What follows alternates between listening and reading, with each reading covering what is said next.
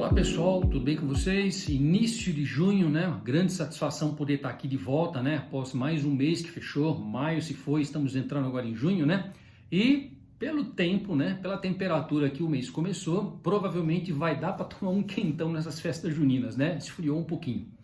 Mas se nós formos analisar o que está acontecendo no campo geopolítico, a temperatura está quente, pessoal. Então esse mês aqui eu vou dedicar alguns minutos, poucos minutos, para falar um pouquinho sobre geopolítica, porque muita coisa mudou, né? Infelizmente do lado negativo, mas muita coisa mudou em vários frontes. Então vamos falar um pouquinho de geopolítica agora. Falando primeiro do conflito entre Rússia e Ucrânia, após a confirmação do Putin, após ele ter ganho a eleição para mais um mandato presidencial e agora confirmado que ficará pelo menos até 2030, muita coisa tem mudado lá na Rússia, né? Há uma movimentação para que todos os segmentos industriais, né, todos os recursos da Rússia sejam direcionados agora para a produção de material bélico, né? Então, estão concentrando esforços na construção de armas, drones, mísseis e munição, né? De forma que toda a população da Rússia está sendo conclamada a se juntar, né, de uma forma assim simbólica, aos soldados russos que estão lá no fronte batalhando contra a Ucrânia, né? Isso aí já nos leva, vamos dizer assim, a uma consideração que nós devemos fazer, que possivelmente todo esse movimento não seja somente para conquistar os territórios que a Rússia tinha inicialmente planejado tirar da Ucrânia, né? É possível que esse conflito dure mais e essa movimentação também indica que possivelmente a Rússia tem planos adiante de aumentar outros territórios para si, né? De ampliar o território russo, de forma, né, a ganhar uma área neutra de proteção maior entre a Rússia, que havia até então, e a Europa Ocidental. Então nós temos visto um aumento muito grande de tropas na Rússia, muitos soldados sendo enviados para lá, acho que 500 mil desde abril, estão falando em mandar mais 300 mil soldados nos próximos meses, né? Tem havido um uso em grande escala de mísseis e não mais somente em alvos militares, né, mas agora também atingindo instalações e prédios civis, né, de forma que está machucando bastante a Ucrânia, não somente no quesito guerra militar contra militar, mas realmente afetando toda a infraestrutura do país, colocando em risco a população. E recentemente aí tendo atingido instalações de geração de eletricidade, de infraestrutura. Há uma sensação na Ucrânia, né, há uma sensação velada na Europa e na Ucrânia também, de que dificilmente eles conseguirão resistir muito tempo a esse ritmo de avanço russo, né? Teve até um jornal britânico, que eu não me lembro o nome aqui agora, mas que no final de semana foi escrever um artigo sobre a situação da guerra na Ucrânia e por 3 vezes mudou o título do artigo, porque o primeiro título era algo assim: a Ucrânia tem pouquíssimo tempo para resistir, ou o fim da Ucrânia está próximo. E de certa forma eram títulos muito pesados que mostravam muito, né, a provável realidade das coisas, mas que acabou sendo modificado para ficar um pouco mais neutro. O Zelensky, né, ele tem visitado, tem falado e tem visitado os vários líderes, não somente europeus, mas também líderes de outros continentes, de outros países fora da Europa, buscando angariar não só apoio político, mas também ajuda material, tanto recursos como armamentos, munições, mas também dinheiro para poder continuar essa luta. A OTAN não gostou disso. A OTAN disse o seguinte: olha, vocês estão em negociação com a gente, a OTAN está dando um apoio para vocês, portanto você não deve ficar entrando em contato com esses líderes de forma isolada, que você vai acabar dividindo esforços, né? By the way, ou seja, além disso, a OTAN também sinalizou para a Ucrânia que aquele processo de entrada rápida da Ucrânia no bloco da OTAN, no bloco europeu, ele vai retardar, tá? Tem uma série de aspectos sendo analisados ainda. Tem alguns países contra a entrada da Ucrânia na OTAN, né? Entre eles a Hungria, a Itália também de certa forma não é totalmente favorável. De forma que a OTAN sinalizou que nem sequer há certeza de que a Ucrânia será aceita, né, no bloco europeu.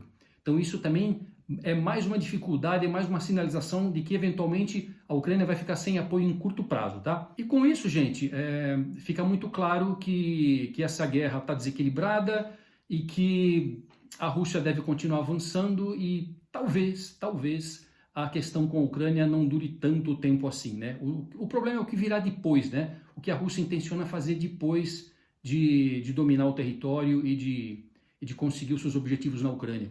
Já do lado europeu, nós temos uma série de questões aqui que nós devemos considerar, não somente relacionado diretamente à Ucrânia, mas a um outro aspecto que talvez seja até mais delicado para a Europa.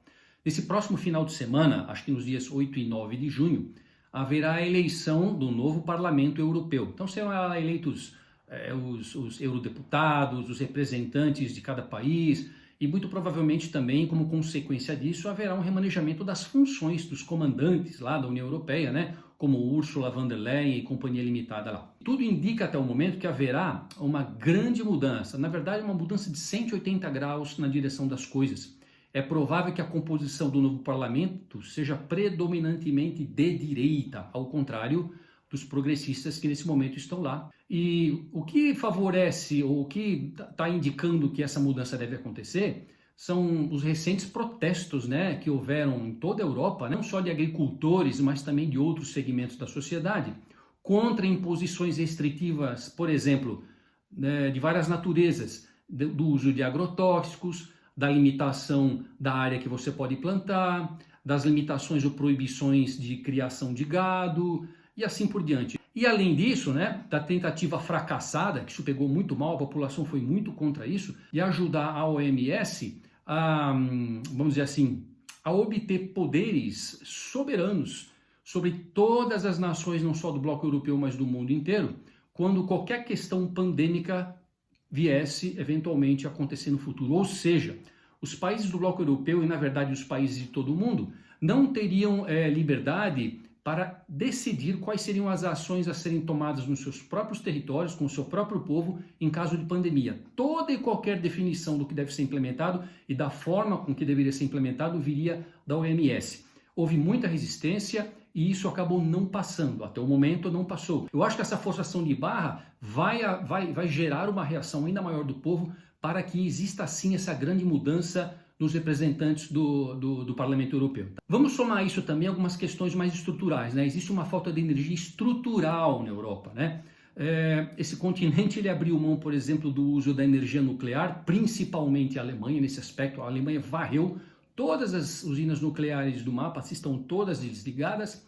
Fizeram opções, por exemplo, por energia eólica e por energia solar, que são excelentes, são limpas, maravilhosas, mas são intermitentes. Você não tem vento nem tem sol o tempo inteiro. Onde você tem uma geração eólica de energia, você tem que ter perto da geração eólica usinas termoelétricas, queimando carvão ou queimando gás, né, para poder manter em regime a geração de eletricidade e compensando a intermitência da existência dos ventos, né?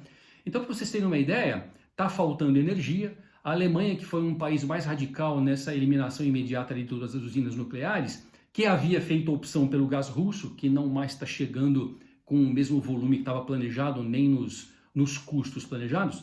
A Alemanha é um país que hoje tem rodízio. Todos os dias uma série de indústrias, uma série de atividades tem que paralisar a sua produção, os seus serviços, para que não falte energia na cidade, nos hospitais, para as residências e etc., né?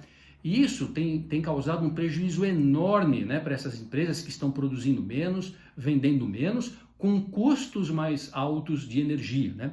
Então isso é um problema bastante grande e que mostra que a Europa é incapaz de ser autossuficiente e atender a demanda energética na base atual. Vamos adicionar tudo isso, agora sim falando da relação da Europa com a Ucrânia, todos os bilhões de euros que a União Europeia tem despejado em munições, em armamentos, em treinamento, para ajudar a Ucrânia a se defender, né? O europeu está falando o seguinte, pô, quer dizer que o imposto que eu pago aqui, que eu estou me matando para pagar essa energia elétrica que está mais cara, além de tudo isso, boa parte desse dinheiro está indo lá para a Ucrânia, para os caras tentarem lutar contra a Rússia, e o europeu já está falando o seguinte, parece que essa guerra é perdida, não tem mais solução, por que eu tenho que pagar essa conta, né? Isso vai pesar na eleição também, tá? Tanto é provável essa mudança de rumo na política europeia, que os líderes europeus atuais, né, Macron, né, na Alemanha também, todos esses mais voltados a esse apoio e mais favoráveis a esse apoio à Ucrânia,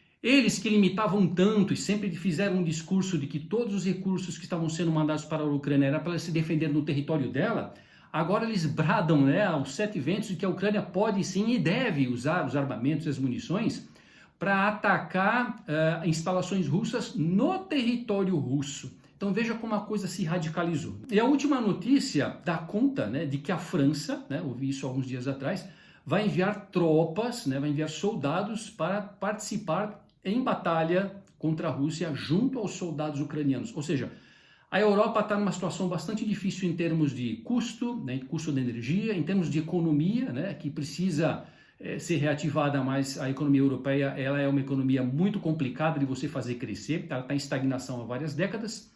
E veja, se você tiver uma grande mudança no Parlamento Europeu, tudo que esses caras fizeram nos últimos 5, 10 anos vai ser desfeito e haverá um movimento, que é o que a direita vem indicando, que tem como um dos objetivos principais, de voltar, né, a dar um pouco mais de valor para as características de cada uma das nações europeias. Por quê? Porque o bloco europeu atual, esse projeto, vou dizer assim, socialista que é o bloco europeu, tem tentado a todo custo apagar a herança cultural, apagar as particularidades de cada nação e implementar uma única Europa com costumes únicos, diferentes dos costumes e culturas que cada país tinha. Isso não é facilmente aceitável e isso é um grande problema, isso gera um grande ruído geopolítico, né, para os meses e para os anos a vir.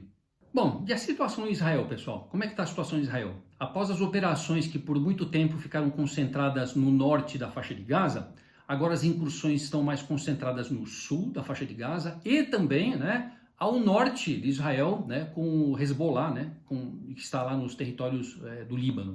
Há movimentos já, desde a semana passada, há movimentos crescentes da população de Israel saindo às ruas, pedindo a queda do Netanyahu e a formação de um novo governo que pudesse, de uma forma mais hábil, ou resolver as questões de uma forma mais adequada, ou abreviar o tempo em que a solução dessas coisas esteja implementada, né? Para vocês terem uma ideia, a coisa é tão conturbada que, apesar de todos esses movimentos populares, né, que põem pressão sobre o governo, o presidente de Israel, o Isaac Herzog, ele assegurou, né, reafirmou o apoio total, né, ao plano do Benjamin Netanyahu e a continuidade das operações como foram planejadas pelo atual primeiro-ministro. A Corte Penal Internacional emitiu um mandato de captura e prisão para o Benjamin Netanyahu e também acho que para um ou dois dos seus ministros mais ligados à área militar, tá? Olha que interessante, os Estados Unidos, eles ameaçaram agora de sanções os membros da Corte Penal Internacional por terem emitido esse mandato de captura e prisão contra o Netanyahu, né? Os Estados Unidos estão provavelmente implementando ou em vias de implementar sanções de forma que qualquer dos bens que os membros da Corte Penal Internacional possuem nos Estados Unidos sejam confiscados, sejam bloqueados, e os vistos, os passaportes desses membros da Corte Internacional Penal sejam cancelados, né? Por outro lado, se por um lado isso mostra os Estados Unidos dando um certo apoio, né, à maneira como Israel está lidando com as coisas, por outro lado, os Estados Unidos fez uma proposta de cessar-fogo que está sendo discutida com Israel e com o Hamas. O Israel mencionou que essa proposta, para ele, é basicamente uma declaração de rendição, que ela não pode ser aceita sob hipótese alguma, que ela não passa nem perto da realidade das coisas e das coisas como deveriam ser feitas à visão de Israel. Então é isso. Você vê que em Israel também a coisa não tá muito fácil, nos Estados Unidos também existe um bater de cabeça para todo lado, né? E quando a gente olha então para a Ásia, pessoal, se tudo parecia já perdido, tem coisa pior aqui. Lá na Ásia, a China tem feito o maior exercício militar até hoje, né? Visto até hoje, todos os tempos, né? Com simulações de tomada de Taiwan. E a China tem feito isso por um motivo muito simples, aliás, por alguns motivos aqui. A China já percebeu que esgotou a sua capacidade de crescer a sua economia internamente através da construção, através da venda de imóveis, né? Os chineses têm em média 2 ou 3 imóveis, né? Tem o que ele mora mais 2 ou 3 para alugar, isso está se esgotando, né? A falência da Evergrande, todos aqueles problemas, né? Com a saúde financeira, com a atividade de construção na China, colocaram a população chinesa com o pé atrás, não acendeu nenhum alerta amarelo, foi um alerta vermelho mesmo, eles pararam de comprar imóveis. A China precisa achar outra maneira de crescer. O grande veio que ela está enxergando agora são os carros elétricos, né? É a venda de carros elétricos ao redor do mundo, de insumos, né, relacionados à mobilidade elétrica.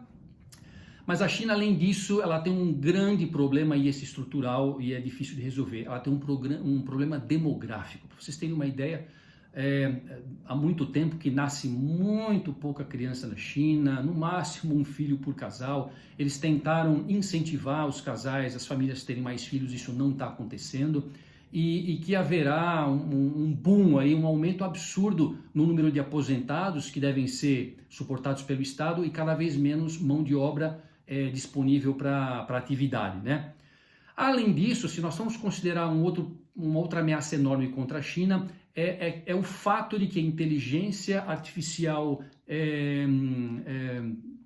ela será o grande propulsor do avanço da tecnologia e da economia mundial na próxima década, tá? E quando você fala em inteligência artificial, o core, né, o centro, o coração disso é o semicondutor, é o chip, né, o microprocessador que tem que ser cada vez mais potente, que será usado cada vez com mais frequência em um número maior de aplicações, né? Então veja, hoje há sanções tanto do mundo europeu como dos Estados Unidos impedindo que a China tenha acesso a certos tipos de chips de alta tecnologia e de alto poder de processamento. Ela só pode ter acesso a chips de menor complexidade e de menor, vamos dizer assim, poder de resolução de dados. Imaginem só, a China ficar de fora, além com todos esses problemas, ficar de fora do boom da inteligência artificial, ela vai ficar muito para trás dos Estados Unidos e da Europa, e isso vai frontalmente contra o plano da China de ser o maior player mundial em algumas décadas, né?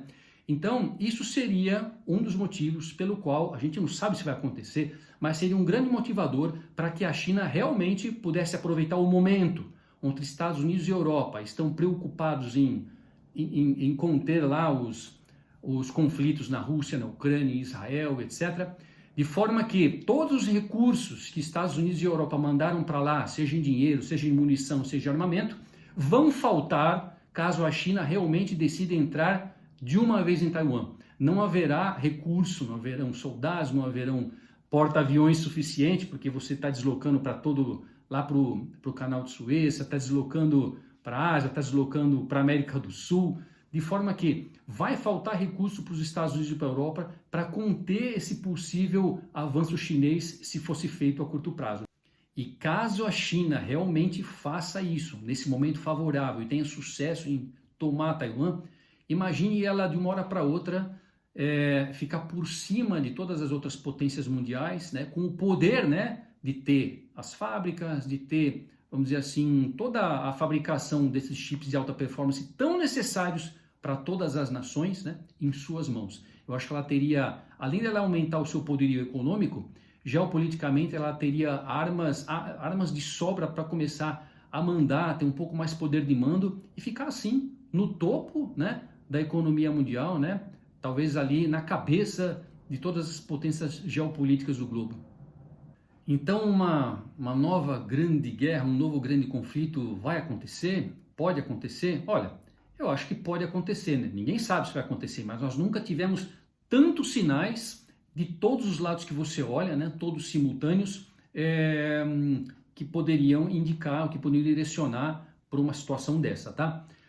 Adicionalmente, pessoal, nós temos que também imaginar que um conflito mundial justificaria, né, por parte de quem está no poder hoje, seja na Europa, seja nos Estados Unidos, e seja na China também ou na Rússia, como já é, um aumento do controle do Estado sobre os recursos, sobre a liberdade de locomoção e de escolha, né, dos indivíduos, ou seja, né, viria a calhar muito bem, né, para que quem está hoje no comando das nações ou dos blocos retardasse a transição que parece inevitável para um modelo onde você tem menos imposição e um pouco mais de olhar para o lado dos indivíduos, ou de olhar para o lado mais nacionalista da coisa e menos de bloco, né? Para vocês terem uma ideia, nos Estados Unidos, essa seria a única forma, na verdade, uma das duas únicas formas de e você garantir que os democratas não vão perder o poder nas próximas eleições. A cada dia que passa, as pesquisas têm mostrado, né, e a reação do povo americano à condenação do Trump alguns dias atrás mostra isso, de que o povo já se cansou dos democratas. Até nos chamados swing states, que são os estados americanos, que são sempre aqueles que estão quase empatados, né, e que decidem a eleição no final, a vantagem dos republicanos já tem crescido de forma significativa na maioria deles. Para que você possa evitar essa eleição no mês de novembro, né, que vai ser a eleição americana presidencial, existe um dispositivo na Constituição americana que, se houver um grande conflito ou uma guerra, né, que justifique tal ação, você pode cancelar, declarar canceladas as eleições, né? E quem estiver no governo no momento continua até que, vamos dizer assim, a ordem mundial se restabeleça. Isso tem que ser declarado até o último dia do mês de agosto, né? De forma que, se nós formos imaginar que existe somente até o fim de agosto para que essa opção esteja em cima da mesa, os próximos 3 meses são cruciais para a gente ver para onde esses líderes vão levar o nosso planeta, para onde as nossas nações vão caminhar. Porque eu digo uma coisa para vocês, a última coisa que esses líderes mundiais, né, os líderes desses blocos, ou lá nas ditaduras, como na Rússia, como na China, a última coisa que eles têm preocupação é com o bem-estar ou com a escolha do que é melhor para o povo, tá? O povo está em último lugar em todos os objetivos, em todas as preocupações deles. O que vale são os objetivos no primeiro nível, né? Para o país, para a sua organização e, infelizmente, para que eles continuem se mantendo no poder. É isso que eu vejo. Portanto, tem muita coisa aí em jogo no mundo todo, no campo político e econômico, tá? E, na minha opinião, né, nós temos sim um grande risco de que ocorra um conflito maior, se bem que a gente tem sempre que torcer para que isso não ocorra, tá? Aqui no Brasil, a situação não é diferente não, tá? Não é melhor. Nós temos as nossas mazelas, tá? Tanto no executivo como no judiciário e como no legislativo. E o que eu mais lamento, né, é que o Brasil, né, recentemente, tem deixado de lado, né, abandonou uma das suas características principais quando a gente fala em geopolítica, tá? O Brasil sempre foi um país neutro, né, que sempre procurou ficar neutro, né, na maior parte do tempo a todos esses conflitos, de forma a usar muito bem a diplomacia para extrair o que há de melhor em cada uma das situações para o Brasil. E dessa vez o Brasil tomou um lado, não quero aqui discutir se ele tomou o lado certo ou o lado errado, mas ele tomou um lado, o que se gera algumas oportunidades frente a algumas regiões, algumas nações, por outro lado fecha portas com outras nações, com outras regiões. Então eu acho que a gente tem que ser muito cauteloso nesse momento, né, frente a tudo que está acontecendo no mundo e frente também a nossa fragilidade momentânea interna aqui da nossa política, do nosso fiscal. Nós temos que ser muito cautelosos e não é hora de ser muito audacioso em termos de investimento, tá? A gente tem que tomar muito cuidado e tem que extrair o que há de melhor agora, tá? Ainda mais quando você vê que nós vamos ter uma Selic persistentemente acima dos 10%, que é o que eu vou falar daqui a pouquinho na parte de indicadores. O que não justifica você arriscar muito na renda variável ou em outros instrumentos que são muito voláteis a depender do cenário político e econômico. Então é isso na área da geopolítica. Não acho que a coisa está boa não, tende a piorar. E nós vamos falar um pouquinho agora dos indicadores, tá bom? Mas antes dos indicadores, tinha uma coisa que eu queria falar para vocês que eu quase esqueci aqui. Para quem se interessa um pouquinho por geopolítica, ou quer entender por que o mundo é assim, né? Por que estão acontecendo certas coisas, tem 3 obras, 3 livros que vocês não deveriam deixar de ler. Para quem tem tempo e gosta de ler, são livros que não são muito longos e são extremamente interessantes. Eu vou falar quais são para você. Olha só. Um chama Admirável Mundo Novo, escrito em 1932 pelo Aldous Huxley. Nesse livro, ele vai, vamos dizer assim, mudar o seu olhar acerca do autoritarismo no mundo. Tá? É escrito de uma forma bastante interessante, bastante leve, prende a tua atenção e vale a pena você ler esse livro. O outro já foi escrito em 1945, tá? Bem ali durante a Segunda Guerra Mundial, e é o livro A Revolução dos Bichos, né? Escrito pelo George Orwell. E nesse livro é interessante porque ele faz uma sátira da ditadura stalinista, né? É uma fábula, né, que faz paralelos com expurgos, instituição de um Estado policial e deturpação tendenciosa da história. Olha só que interessante, né? Um livro escrito em 1945 e tão contemporâneo como esse. E o terceiro, também de George Orwell, se chama 1984, né?